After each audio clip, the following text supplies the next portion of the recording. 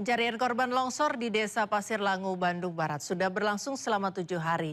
Dari 55 kantong jenazah yang dievakuasi, 41 jenazah berhasil diidentifikasi. Memasuki hari ke-7 pencarian korban longsor di Desa Pasir Langu, Kabupaten Bandung Barat, 14 personel ditambahkan untuk mempercepat proses evakuasi. 55 kantong jenazah berhasil dievakuasi dan 41 diantaranya sudah berhasil diidentifikasi. 17 eskavator diturunkan untuk membantu proses pencarian korban. Pencarian korban diharapkan dapat berjalan lebih maksimal karena sebelumnya sempat dihentikan akibat terkendala cuaca buruk.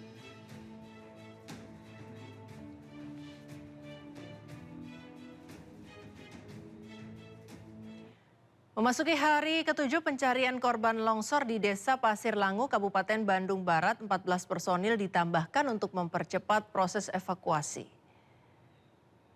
Tim SAR gabungan berhasil menemukan 5 kantong jenazah korban longsor Cisarua pada hari kemarin.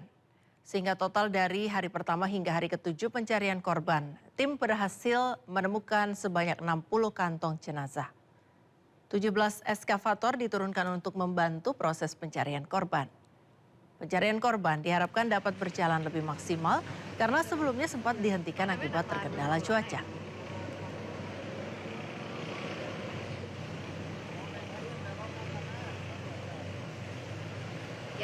Sehingga hari ini kita alhamdulillah ada 5 body bag yang bisa kita temukan dan kita serahkan kepada teman-teman DVI. Saya akan sampaikan bahwa sampai dengan hari ke-7 ini jumlah korban yang telah kita evakuasi sejumlah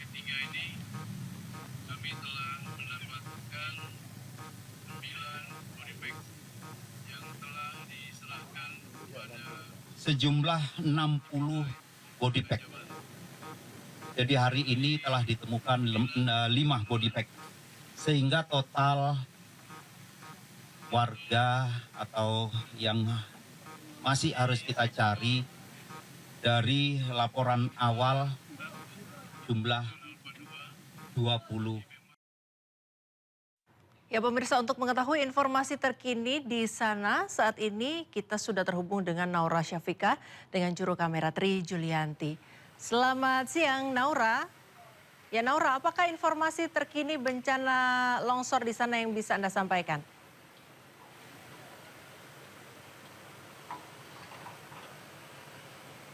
Selamat siang Prisca dan pemirsa, memasuki di hari ke-8 evakuasi korban bencana longsor di Desa Pasir Langu, Kabupaten Bandung Barat ini sudah dimulai tadi pagi pada pukul 8 waktu Indonesia Barat.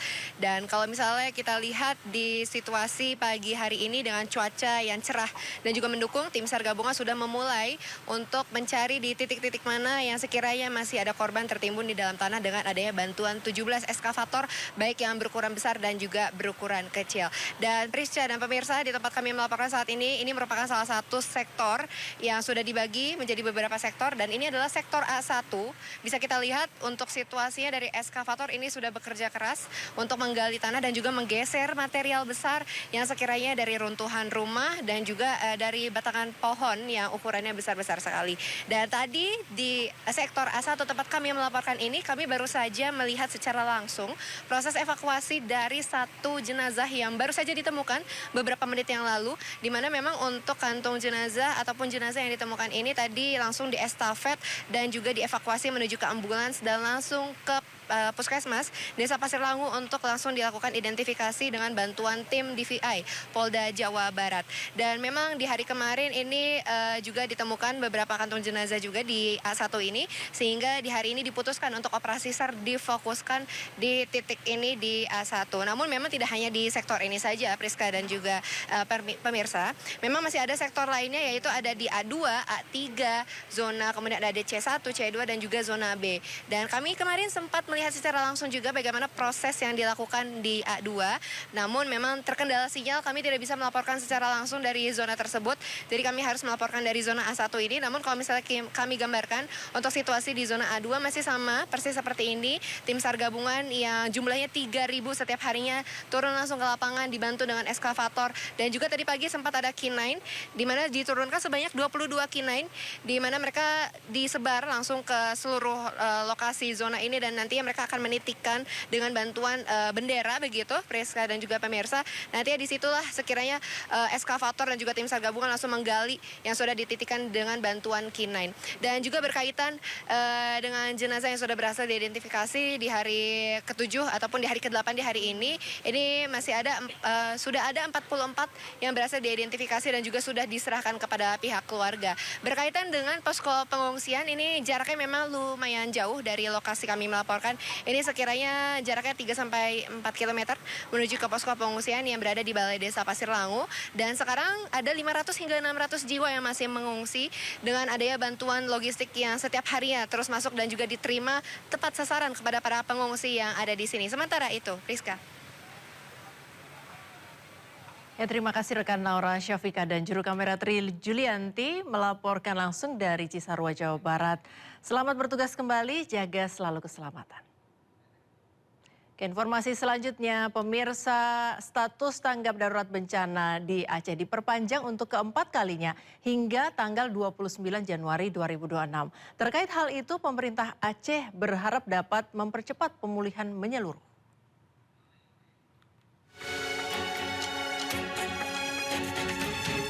Gubernur Aceh Muzakir Manaf perpanjang status tanggap darurat bencana hidrometeorologi di Aceh untuk keempat kalinya hingga 29 Januari 2026.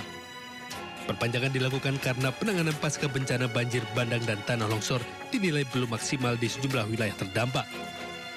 Saya sebagai Gubernur Aceh dengan ini menetapkan perpanjangan keempat status tanggap darurat bencana hidrometeorologi Aceh tahun 2026 selama 7 hari ke depan terhitung sejak tanggal 23 sampai dengan 29 Januari 2026.